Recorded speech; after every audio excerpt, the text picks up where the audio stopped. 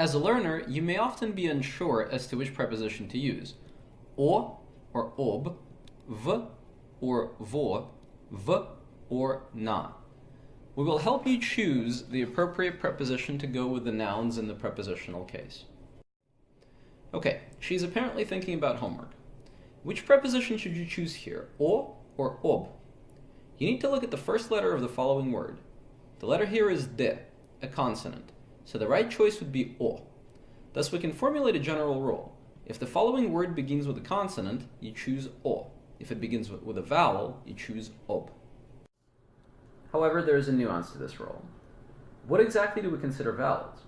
Letters and sounds are two different things, so a, o, I, e, and u are definitely vowels, while ye, yo, you, and ya are considered to be consonants for these purposes, because the first sound you hear in them is actually ye.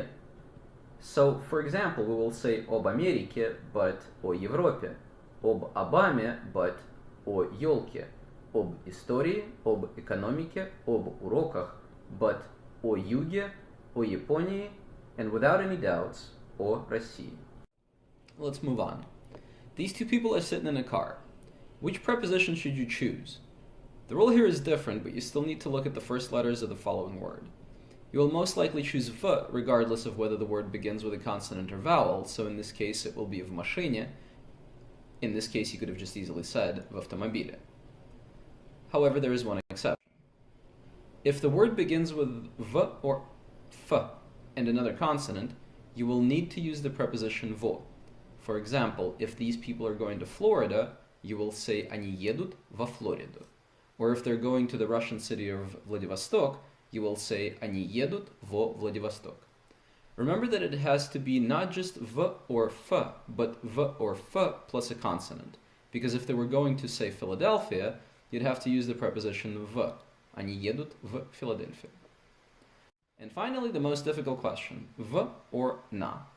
If we're talking about a physical position of an object or a person, the useful rule is to use v when in English you would use in, and to use na when you would use on. Подарок в коробке. The gift is in the box. Машина в гараже. The car is in the garage. But чашка на столе. The cup is on the table. Камеры на стене. The cameras are on the wall. You will also use the prepositional case to describe places that are also activities. In this case, you will most likely use the preposition at, and in Russian, you would most often use на. На работе, at work. На концерте, at a concert. На футболе, at a football match. На занятии, at a lesson. На лекции, at a lecture. На стадионе, at a stadium. На почте, at a post office. There are also instances that you just need to memorize. When you're talking about your academic life, you will say в школе, в университете, в аспирантуре, but на кафедре, на факультете.